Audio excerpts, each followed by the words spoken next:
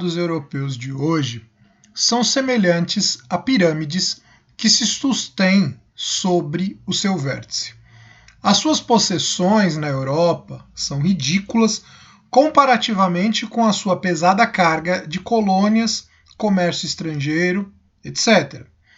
Poder-se-ia dizer ponto na Europa e base em todo o mundo. Inversa é a situação dos Estados Unidos, cuja base está sobre o seu próprio continente e cujo ápice é o seu ponto de contato com o resto do mundo.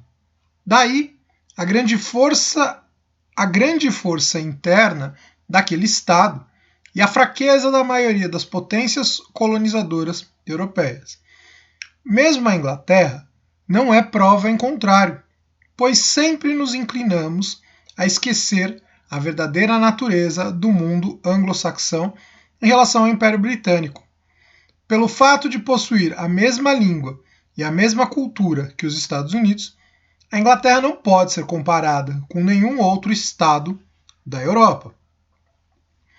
Por isso, a única esperança de realizar a Alemanha uma política territorial sadia está na aquisição de novas terras na própria Europa. As colônias são inúteis para esse fim, por parecerem impróprias para o estabelecimento de europeus em grande número. Entretanto, no século XIX, já não era mais possível adquirir por métodos pacíficos tais territórios para efeito de colonização. Uma política de colonização dessa espécie só poderia ser realizada por meio de uma luta áspera, que seria mais razoável se aplicada na obtenção de território no continente próximo da pátria, de preferência a quaisquer regiões fora da Europa. Uma tal decisão exige, porém, a solidariedade de toda a nação.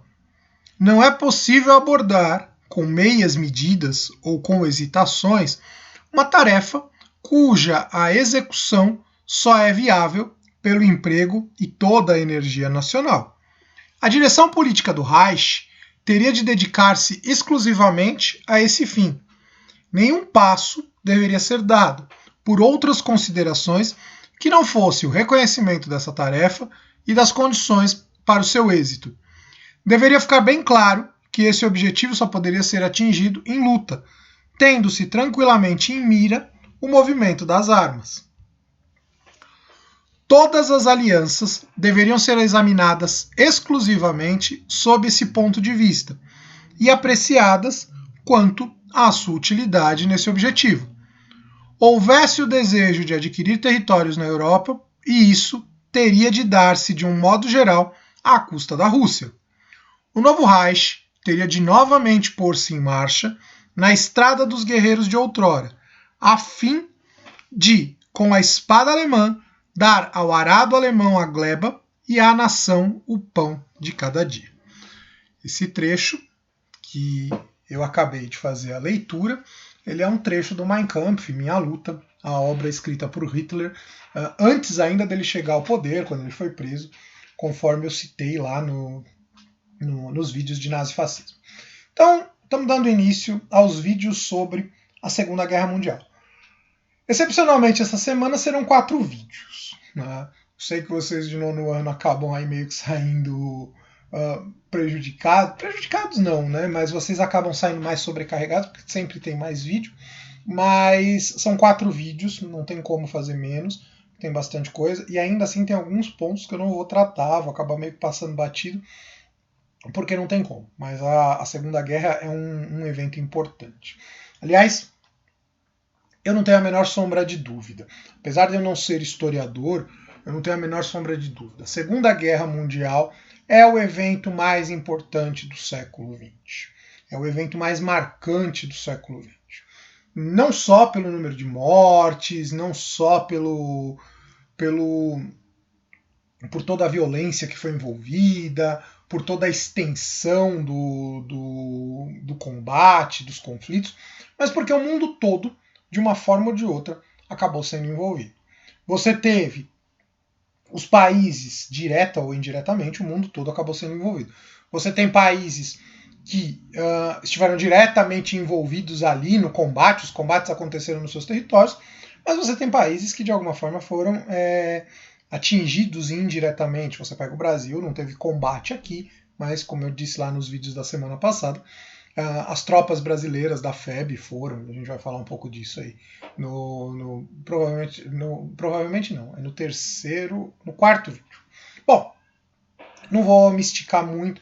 E aí, só para a gente perceber a importância da Segunda Guerra, é a gente parar para analisar o quanto existe na cultura pop, principalmente a cultura pop que vem dos Estados Unidos, referências à Segunda Guerra.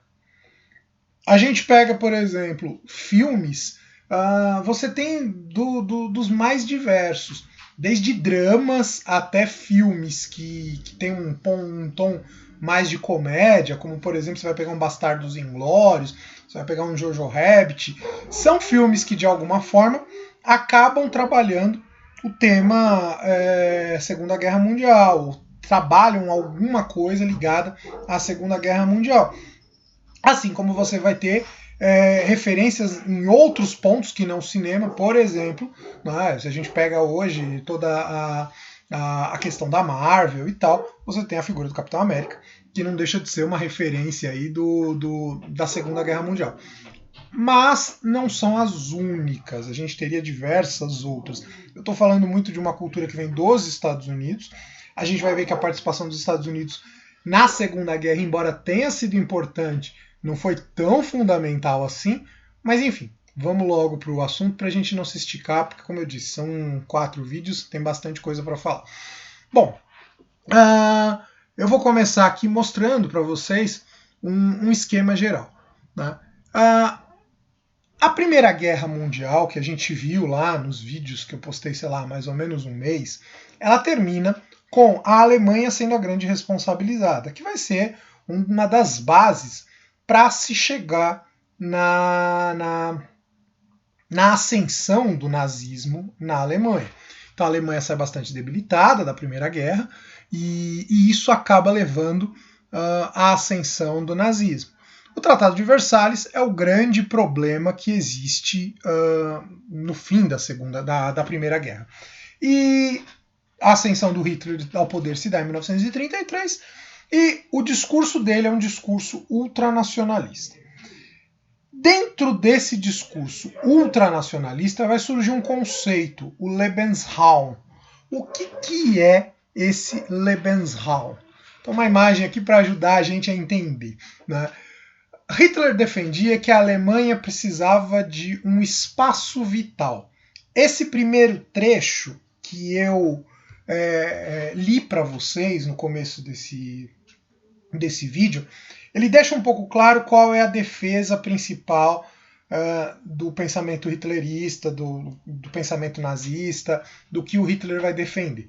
A Alemanha, ela saiu prejudicada após a Primeira Guerra Mundial e ela precisa de terrenos para ela se desenvolver e tal.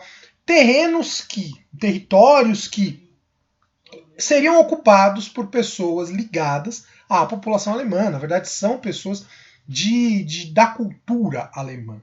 É isso que o Hitler vai defender. Então, ele defende que a Alemanha precisaria ocupar algumas regiões que não tinham sido ocupadas, que de alguma forma perdeu, para se recuperar, para recuperar o seu território. O que, em princípio, seria proibido pelo Tratado de Versalhes. Afinal, o Tratado de Versalhes, quando ele vem, ele praticamente coloca que os alemães, a Alemanha como um todo, ela não pode se rearmar. Né? O que também não é algo tão justo assim, se a gente para pensar, porque afinal, se a Alemanha fosse atacada, ela não teria como se defender. Então, a grande defesa do Hitler é a ideia de que a Alemanha precisa voltar a ser uma potência, e para voltar a ser uma potência, ela precisa ocupar alguns espaços. Então, o Lebensraum, espaço vital. A Alemanha vai ter, então, o Hitler vai começar a defender que há necessidade de alguns territórios que precisam ser ocupados ser anexados, mais do que ocupados, ser anexados à Alemanha. fazer parte do Reich, do Terceiro Reich, o Grande Império. Reich é império, o Grande Império que o Hitler estava pretendendo formar. E aí ele vai se voltar primeiro para a Renânia, eu acabei não citando aqui, mas a Renânia é uma região da França que de alguma forma ficou desmilitarizada, mas o Hitler ocupa, né, anexa, sem grandes problemas, né? A França, de certa forma, aceita que aquela região possa voltar, possa ser ocupada pelos alemães. Depois a gente vai ter a Áustria, né? Aqui eu coloquei Hitler era austríaco. O Hitler ele não nasceu na Alemanha, ele nasce na Áustria. Só que a Áustria, ela em grande parte era ocupada por povos alemães, né? O Império Austro-Húngaro que eu falava lá, ele é meio que dividido em duas grandes etnias. Os austríacos, que seriam praticamente alemães, germânicos, e os húngaros, tal, que seriam eslavos, que é um povo que para o Hitler é visto como inferior. Ao mesmo tempo, tem também a reivindicação dos Sudetos. O que é esses Sudetos? É uma região na Tchecoslováquia. Eu vou mostrar o mapa aqui para vocês poderem ter noção. Pode ser esse mapa, mas eu prefiro o outro. Este aqui. Então aqui nós temos a Tchecoslováquia. Essa região que está em verde claro, eu aqui estou mostrando com o mouse, mas vocês não vão conseguir ver aí. Essa região que está em verde claro, ao redor da Tchecoslováquia, é a chamada região dos Sudetos. O Hitler defende que essa região tem que ser anexada pela Alemanha. Porque era uma região que estava sendo, fazia parte, né, quem ocupava eram alemães. Porém, o Hitler vai ter a permissão, então voltando lá no outro slide, a gente tem a Conferência de Munique, que vai acontecer em 1938, as grandes lideranças da Europa, Chamberlain, que era o primeiro-ministro da Inglaterra, Daladier, que era o presidente da França, o Hitler e o Mussolini se reúnem e decidem que o Hitler pode ocupar os Sudetos. Interessante que os tchecos, né, o povo da Tchecoslováquia não teve participação, não pôde opinar. Simplesmente eles permitiram sem a participação da Tchecoslováquia. E o Hitler, obviamente, ele não invade só a região dos Sudetos. Ele vai invadir, vai ocupar toda a Tchecoslováquia. Ao mesmo tempo, a gente vai ter outras potências que também vão começar a fazer suas guerras de invasão, de dominação. A Itália vai dominar, vai ocupar a Etiópia, que é uma região na África, a Abissínia, né, na época era chamada Abissínia, a Etiópia, que então ele vai tentar formar uma colônia, que ele ocupa, ele consegue, óbvio, não tem muito a permissão das grandes potências, só um parêntese, algo que eu não citei, quando acaba a Primeira Guerra Mundial se forma a chamada Liga das Nações, que seria meio que um preâmbulo do que é a ONU hoje. Só que a Liga das Nações ela era extremamente enfraquecida. Praticamente quem estava na Liga das Nações eram só as nações europeias. Os Estados Unidos não estavam, a União Soviética não estava, as grandes potências não estavam, só tinham as potências europeias. E a Inglaterra e a França, que eram as duas grandes potências da Liga das Nações, elas têm uma postura bastante frágil, bastante permissiva em relação principalmente ao que Hitler fazia. Mas eles vão se colocar contra o Mussolini invadindo essas regiões, porém Mussolini meio que não está nem aí. Ao mesmo tempo, como vingança ali, como uma espécie de represália, o Mussolini vai invadir também a Albânia, é uma região ali no leste europeu, como forma de meio que recuperar o que não foi vencido durante a Primeira Guerra. Temos também o Japão. O Japão ele vai fazer invasões na Manchúria, que é uma região ali próxima da China, e vai também invadir a própria China. Não a China como um todo, mas vai começar a tentar invadir regiões na China. Então, vai começando a se construir, por parte de algumas potências, uma política expansionista, uma política de invasão, uma política de querer novos territórios, principalmente por parte da Alemanha, mas não só. Como eu disse, tem o Japão, tem a Itália, e essas três potências vão se unir e vão começar a formar um pacto. Primeiro, o Hitler se une ao Mussolini, formam o chamado eixo Roma-Berlim. Depois, o Hitler começa uma unificação com a Alemanha. O Hitler começa uma unificação com a Alemanha. O Hitler começa uma unificação com o Japão. E no final de tudo isso, aí aqui eu pus várias datas, mas só para a gente concluir, se forma a chamada coalizão do eixo, né, que era Japão, a Alemanha e a Itália. Essas três potências vão ser as potências que vão iniciar a Segunda Guerra Mundial. Ao mesmo tempo, o Hitler vai buscar fazer uma aliança com a União Soviética. Buscando fazer o quê? Evitar a chamada Guerra de Duas Frentes que aconteceu na Primeira Guerra Mundial. Então, a Alemanha estava muito sujeita, porque ela está no meio da Europa, a ser invadida dos dois lados. Para evitar que isso acontecesse, o Hitler ele busca fazer um pacto de não agressão, que vai passar para a história com o nome Ribbentrop-Molotov. Ribbentrop era o responsável, era como é que é o nome? Era o diplomata, ministro das Relações Exteriores da Alemanha. Molotov era o ministro das Relações Exteriores da União Soviética. Os dois se unem ali, cada um em nome dos seus governantes, e fazem uma aliança para evitar ataques entre os dois. O pacto de não agressão, o tratado Ribbentrop-Molotov, era para durar 10 anos. A gente vai ver que as coisas não vão acontecer bem assim. Ao mesmo tempo, os dois vão, tanto a Alemanha quanto a União Soviética, vão invadir a Polônia, que vai ser o que vai originar a Primeira Guerra Mundial, a Segunda Guerra Mundial. Mas antes de eu falar disso, só voltar lá no mapa da Anschluss, né? O que é a Anschluss? Anschluss é o conceito que foi usado, é o termo que foi usado para representar essa ideia de união, principalmente da unificação da Alemanha com a Áustria, né? A formação do Lebensraum é a